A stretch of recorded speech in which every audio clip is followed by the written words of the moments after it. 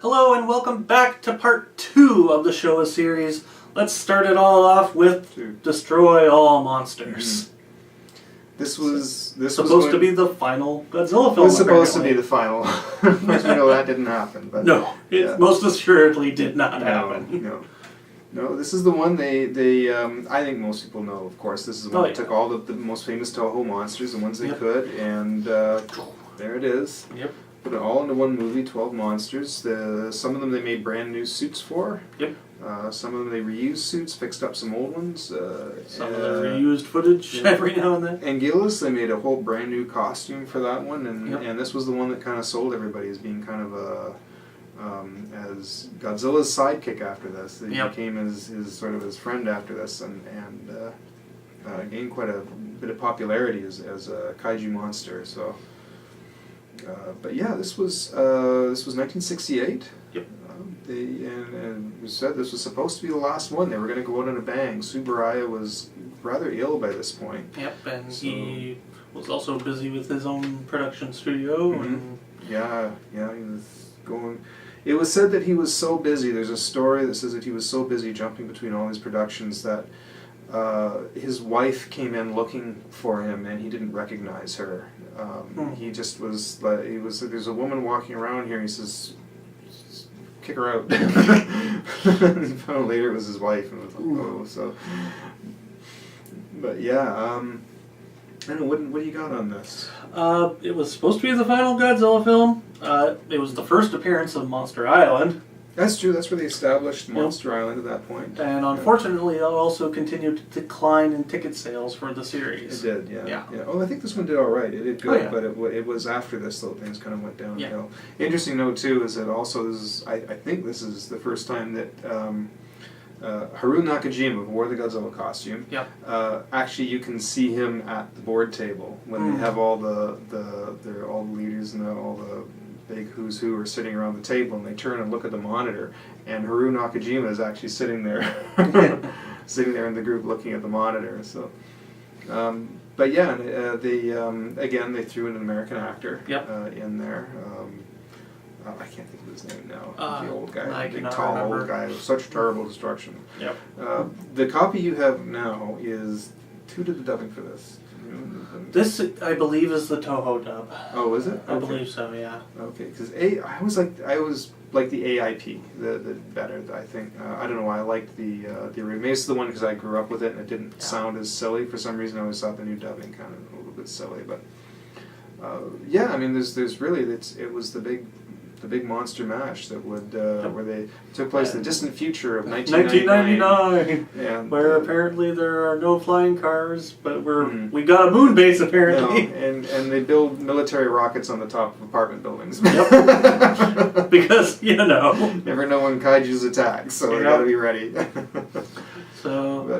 And that's one of the weirder things about the film is that it takes place in the future, yet Monster Island returns to the other films, and those are supposed to take place in the past. Yeah, and they even mention in the film that it took them years to get all the monsters onto Monster Island. So it's like, huh. Well, it's kind of like trying to get cats indoors. You get some on, others leave, then you go try and break them, and others leave. So it's just tough to get them all together. It's a mess. It's a mess.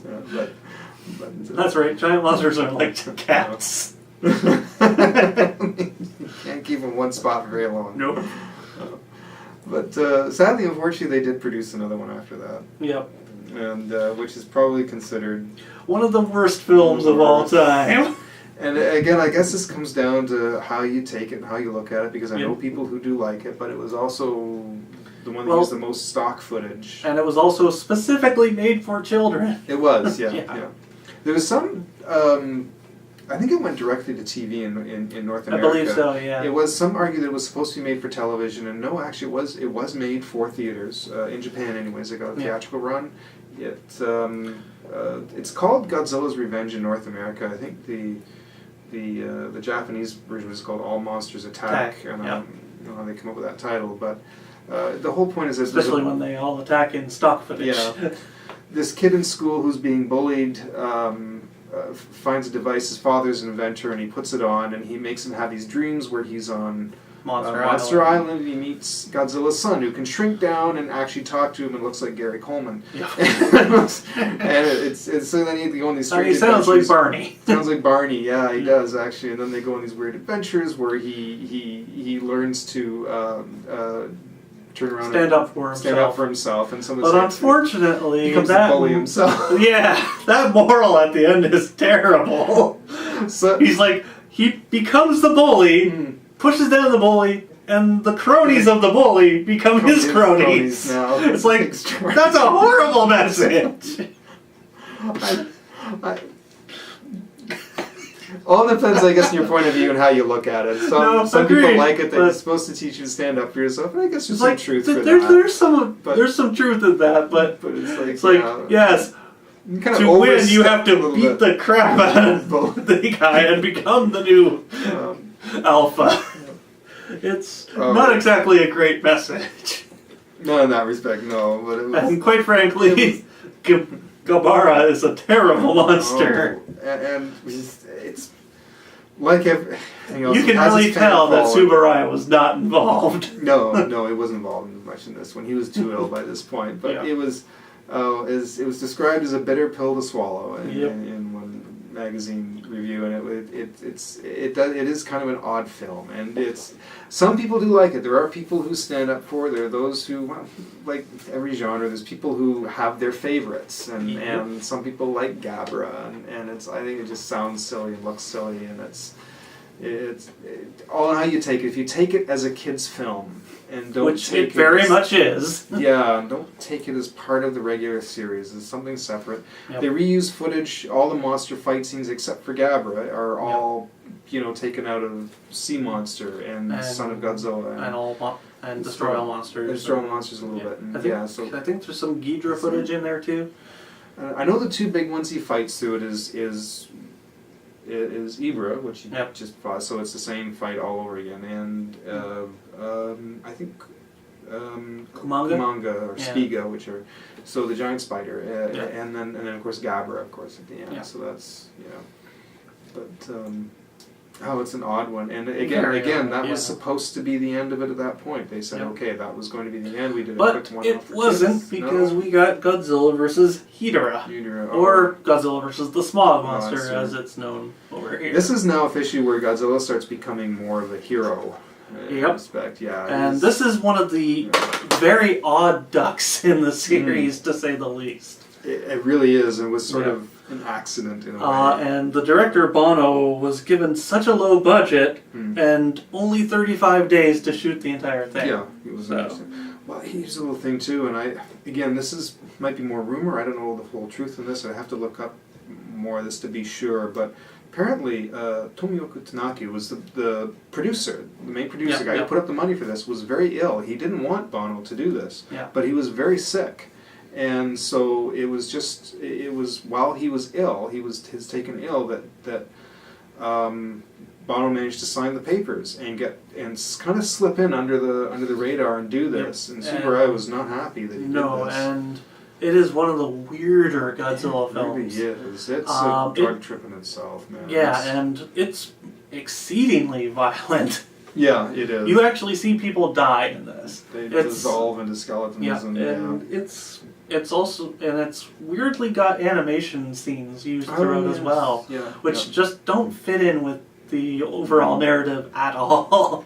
It's very, very odd, and it's one of those Godzilla films that you have to at least watch once just to see it, because it's a trip. Let's just say that. Yeah, Godzilla's only flying scene. His breath for propulsion. That was just weird. And one of the more interesting stories that I found out was about the Ghidorah suit actor getting an appendectomy.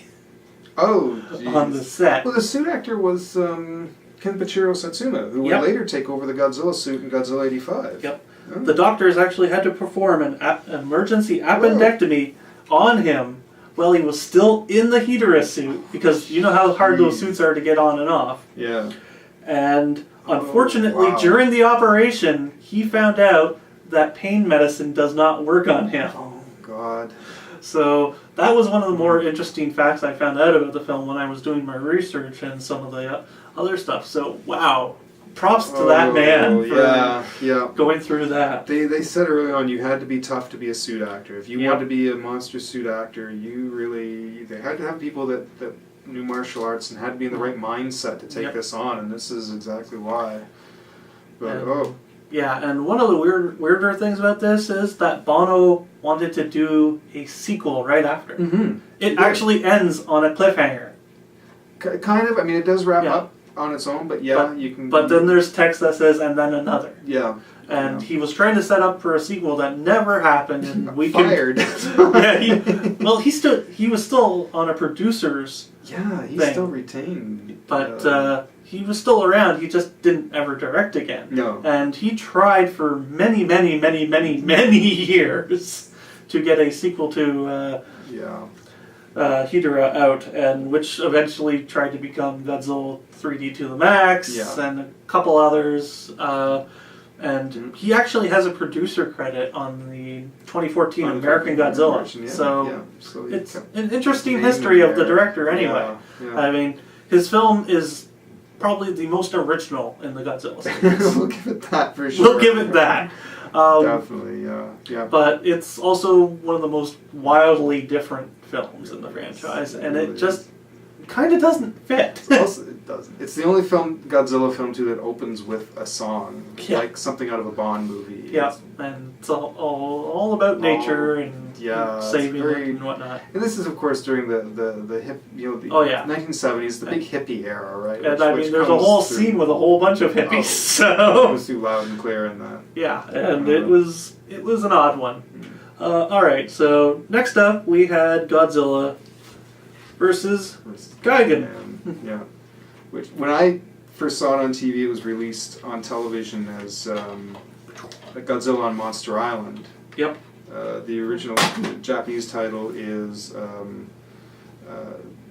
was it Earth? Godzilla versus Gigan. Godzilla versus Gigan. It was Earth Attack Defense, something like that. I think so. Yeah. Earth Attack Command. That was Earth Attack Command. Godzilla versus Gigan. Yeah. So now the DVD release is just Godzilla versus Gigan. So. Yeah.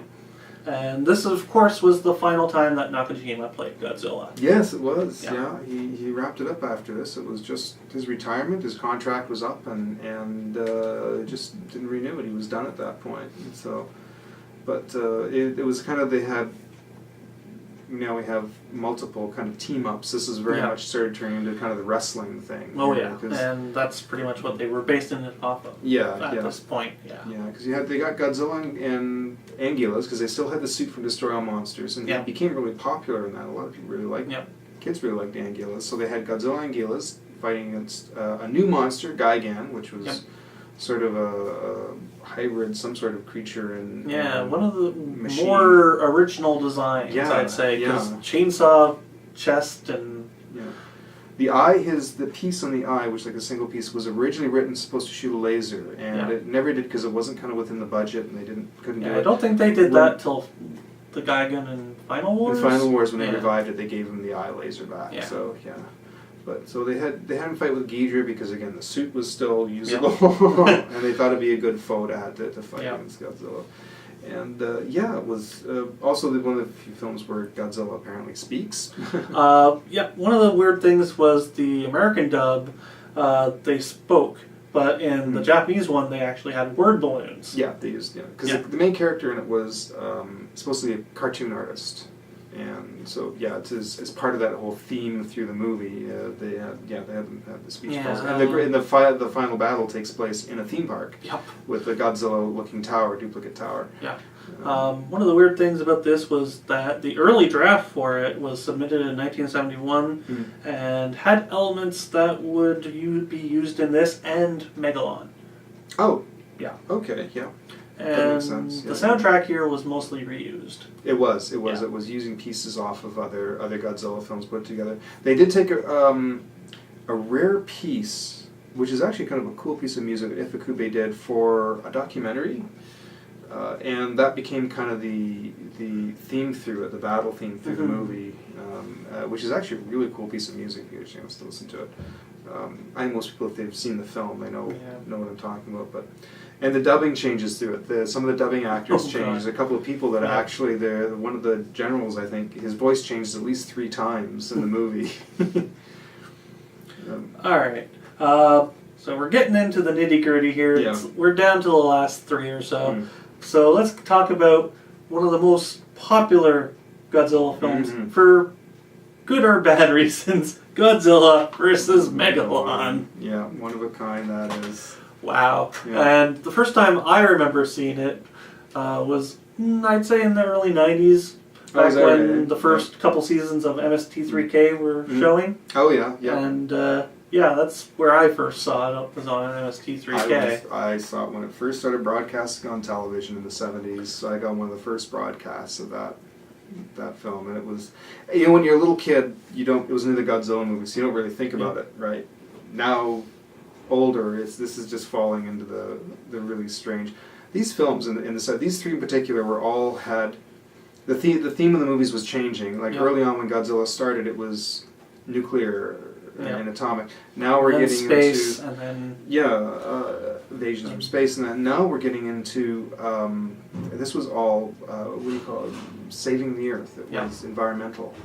And that was the key theme through all of these, that, mankind is destroying the Earth, and now it's kind of fighting back. Yep. So, and Godzilla versus Megalon was one of those... One of the interesting things about this was that when it made its premiere on primetime TV on NBC, it was actually hosted with segments by John Belushi in a Godzilla suit. That's right, I forgot about that. Yeah. That's true, it was. I didn't see that, unfortunately. I never did. And one of the weirder things is it originally was supposed to be a single Jaguar film. Yeah. This is another one of those don't think was supposed to have Godzilla in it originally, and then. But it tested so badly that they're like, we better add some other monsters and stuff. Yeah. So it was, and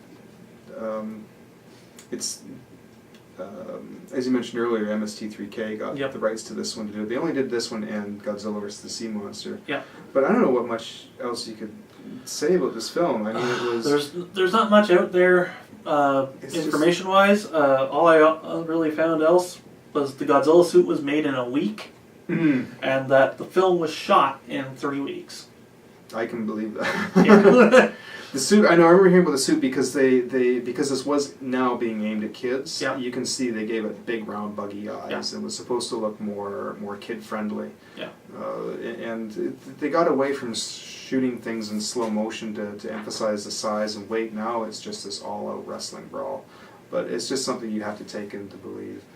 I always said there's sort of the 3 embarrassing, goofy moments of Godzilla movies, and one of them was when he does the she dance in Monster Zero. Yeah. The second was his flying moment in Smog Monster, and the big tail slide, and everyone knows what I'm talking about. If you don't know what I'm talking about, you'll know when you see the movie. It's one of the bigger quotes and they've even used it in the opening for MST3K for years. Yeah. So I was a little kid. I loved it. I thought it was hilarious. Oh yeah, but when you grow up, you're like, wait a minute, this is not right. This is silly. This is very silly. Yeah. All right, so let's get into the final 2 with Godzilla versus Mechagodzilla. Yeah. This is a fellow that took him a long time to get around doing, and it was for the 20th anniversary for 1974. Yep. They thought it was. They already had King Kong fight Mechanic-Kong, and I think they knew this was going to be in the works eventually, and it was just took them a long time to get around to it. But it was the best place to kind of introduce that. There's really kind of not much to say. It was a pretty straightforward production. The titling has some funny history to it. Oh yeah. Let's go into a bit on King Caesar, because that was actually based on the Ryukyu legend of the Shisa. Yeah. And that's an interesting legend in and of itself.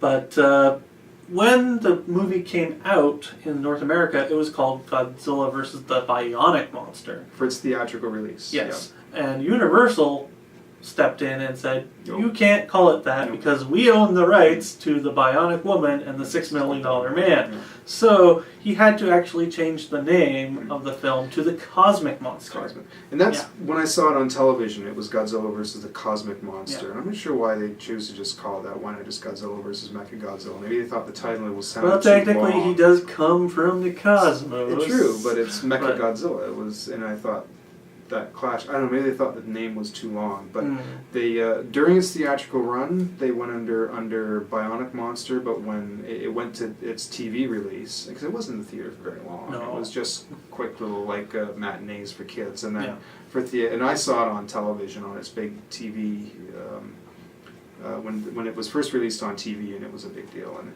it was. And you could tell the title card has slipped in really quick. It's dropped in there. Now they when they went to DVD, then they gave it the full Godzilla versus Mechagodzilla. Yeah. They redid the opening title sequence, so it looks exactly the same as the Japanese opening title sequence, where the name kind of flashes at you and then flashes back again. Yep. And so now that's kind of become the standard for it. So I don't remember a lot of the history, though, behind King Caesar, unfortunately. I know it's based off the mythology. And if I could go on about the legend, I would, but that's its own thing, and we don't want to go too much into it. But let's go into the final Godzilla film of the 70s before he took his long-deserved retirement for a short while. Which is a little more interesting history behind it, actually. Which, of course, was Terror of Mechagodzilla, or Terror of Godzilla, or Monsters from an Unknown Planet. Oh, jeez, depending which one, It was, again, it's all these movies, they have the original Japanese title, what it would translate into, how it was released in the theater, and then its TV release title, which they have, so these films have 4 or 5 different titles. I mean, the original title was Mechagodzilla, no Gikushu. It was the Mechagodzilla's Counterattack, was it translated. For theater release, it was actually The Terror of Godzilla, when it was first in theaters, and then they realized that kind of just didn't sound right, so when it went to its television release, it was The Terror of Mechagodzilla. But it is a direct sequel to Godzilla vs. Mechagodzilla. It picks up right where that one left off. And the U.S. added about a 6 or 7 minute prologue. Yeah. And again, I remember seeing that when I was a kid. Which is on the DVD release for it. It disappeared for years. Yeah. And everybody who, especially those who were my age, remember seeing it as a kid, what happened to that prologue? Where is it? Yeah. Now it's actually on the DVD and on YouTube if you look it up. It's not necessarily accurate, but it is an interesting way of actually doing the credit introduction with this funny guy doing the narration about what happened to Godzilla. He's been busy destroying cities and whatnot. This was also, in Japan, the least attended Godzilla film. It was, unfortunately. At this point, and even though they still wanted to make more, they just didn't.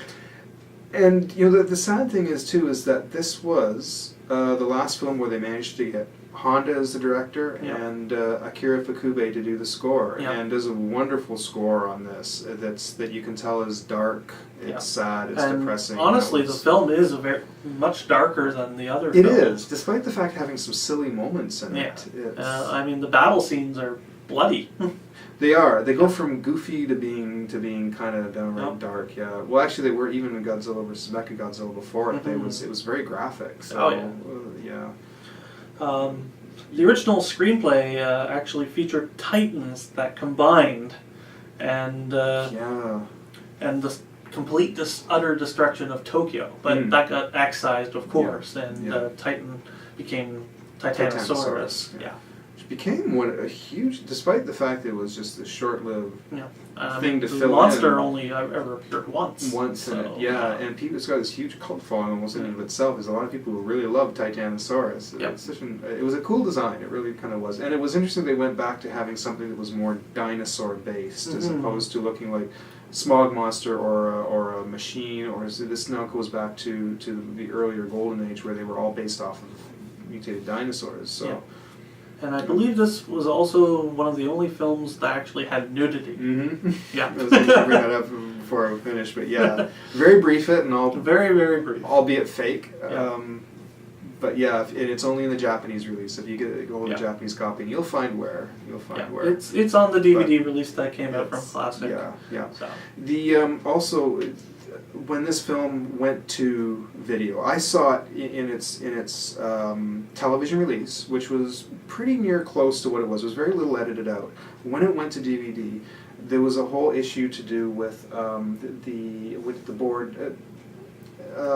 What's it called? They nitpick about violence. They were the ones who MPA. They cut stuff out of cartoons. Yeah. They cut this thing to shit. They cut out pieces of the ending. They cut out. There's a scene where he's whipping his cohorts on the floor, and they're all on their hands and knees. All of that is all edited out. Oh yeah. And the ending made no sense. The ending made absolutely no sense. They couldn't indicate that. I don't want to give too many spoilers away. I don't know if it's safe to. She's shot in the end, obviously. Yeah. So they didn't want to show that she was shot, and or that she had died, and it's so no one saw it for years until they finally re-released it on DVD. Yeah. Sorry, it was the video release, the video cassette release that had it really badly sliced, and any release TV viewings after that, it was a mess. So during that period, if you ever pick up like a VHS release from that period, if you have it, you'll see it was an awful mess. But now we can finally get the full version. Which is something that we as fans have always wanted. And it's nice to actually see happening. Unfortunately, you can't get every single film. No. But that's because of licensing and various other things. And Toho's pretty strict about who gets. Are they ever? Oh yeah. So. It's interesting to note too that after this, I think this is where they were talking about they were still talking about making more movies, and I think this is where they were thinking of doing Godzilla. Yeah, and they wanted to do quite a few more Godzilla films. They just didn't. So Godzilla pretty much rested until 1984 when he came back. Yeah. And that leads us to the end of this and the introduction of a certain return of Godzilla, which you will see in 2 weeks. So thank you for joining us for the history of the Showa series of Godzilla films. We'll see you in 2 weeks with Godzilla 1984.